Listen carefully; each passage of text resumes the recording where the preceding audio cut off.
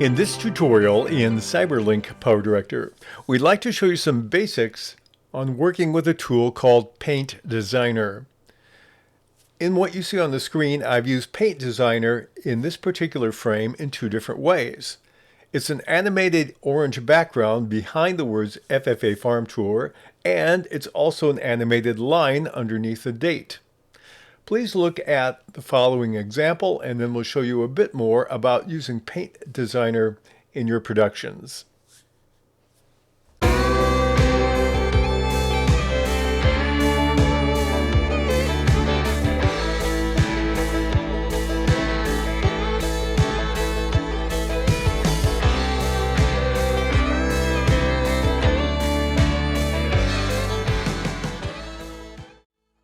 I've placed a fresh copy of the video on track number 1. Let's get into the Paint Designer tool and see some of the things we can do with it. First of all, I'm going to go to my Tools menu on the upper left corner and click on the word Tools, and from the drop-down I will choose the Paint Designer option. I like to make my secondary screens full screen so I can see better, so we'll click on that in the upper right corner, and here's my Paint Designer. Most of the screen is basically your preview screen, but on the upper left you have several things. You have 4 different tools you can use: a pen, a crayon, or a chalk, and then you have an eraser tool. You also have colors you can pick. You can change the width of the tool, and you can select a reference frame. In the lower left corner, you also have a playback and freeze option, and we'll show you a little bit about how those work. So to start, I need to pick a tool. Let's start out with a simple pen tool, and then let's pick a color. Now there's 2 ways that I can pick a color. I can pick it from these recent colors I've used.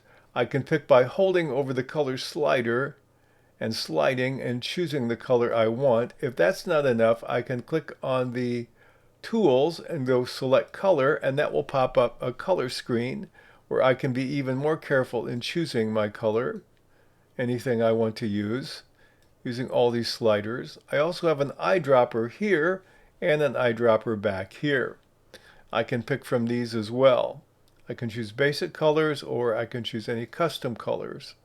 So I have all these color options if I want. We'll go back to basic. Let's just take a white and click on OK. Now I can choose a width. Now what it's going to do is when I draw on the screen, it will also draw, and I can change the pace at which it draws if I want to. So let's assume I want to draw something over here in the clouds. And so I just draw like this, any way I want. And then I can play back what I drew. So let's click on the lower left corner and we'll hit play, and there it mimics my drawing. Now if I don't like what I did, and I often don't, I can click on the tool up here that says clean the canvas. That will change everything I drew. And it gives me a warning. That's okay. Now what I did for my other one was I used a chalk, and I used an orange color. So we'll get into the orange range here. And I made it whiter, and I simply drew with a chalk something like this, and then we put our title on top of it. But the interesting thing about this is this records all of your work. So if I start with an orange background, and again I can go over it a second time to make it a little more dense if I want in the chalk option. I could switch to a crayon, and I can pick, say, a blue crayon, make it smaller, and I can draw over here. Now I have a different color. I can, if I want to, I can take the pen tool and make it smaller, and I can actually write anything I want on the screen. Now what happens when I play this back? You notice it's going to do it sequentially. First the orange, then we have the blue, and then we have the red. So whatever you do sequentially, it's going to remember it and it's going to use it. If I want to remove one of these backwards, all I need to do is click on the eraser, and I like to make mine big. It doesn't matter what color you're using when you're using the eraser, But then when I take this, and if I go like this, it's going to erase it backwards.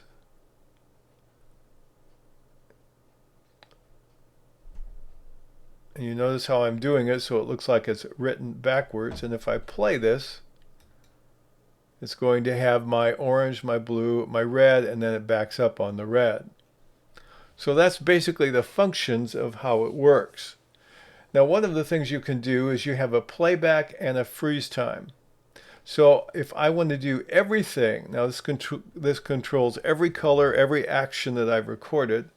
I'm going to take the 5 seconds and change it to 1, and I'm going to take the freeze and I'm going to add a number. Let's say we freeze it for 6 seconds. Now you notice at the bottom we have two different areas in the timeline. We have a dark black area, that is the paint time. Then we have the freeze time. So we have 1 and 6, we have 7 seconds total if you look at the time code at the very bottom. So when I play this, this is what I'm going to see.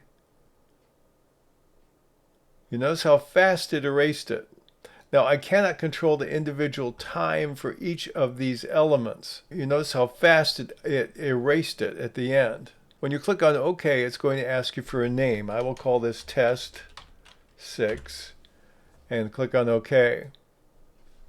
Now you notice I have, in my overlay room, I have a subcategory called Custom.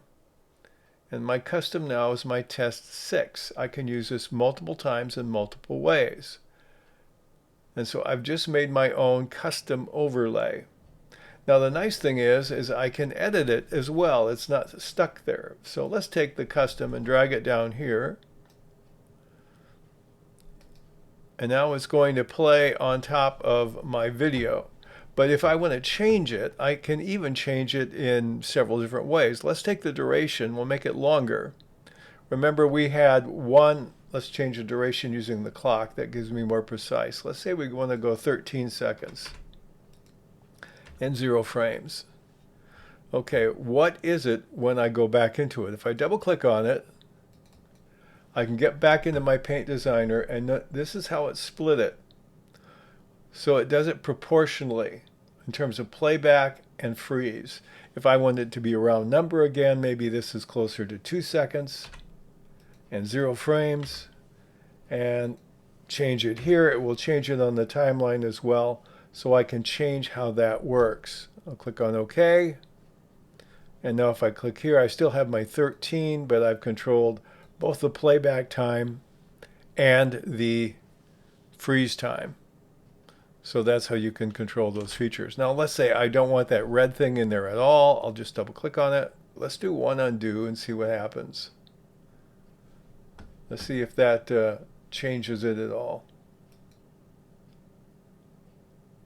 Aha, that undoes the last step. Let's try another undo.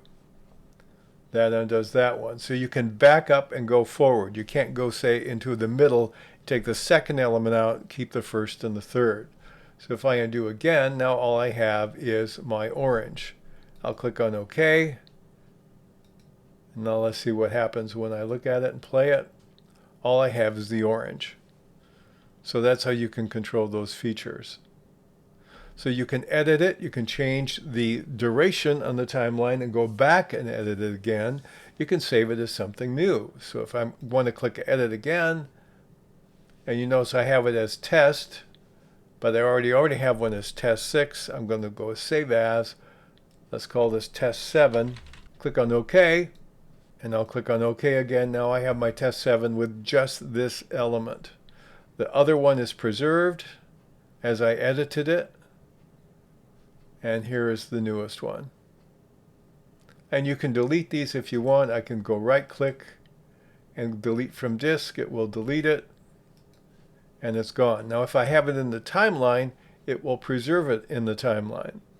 So that's a few things you can do when you're looking at the Paint Designer tool. There's some more advanced features. We won't deal with those in this tutorial, but you might find this useful at some time when you want to create your own overlay, as we did in the example we showed you earlier.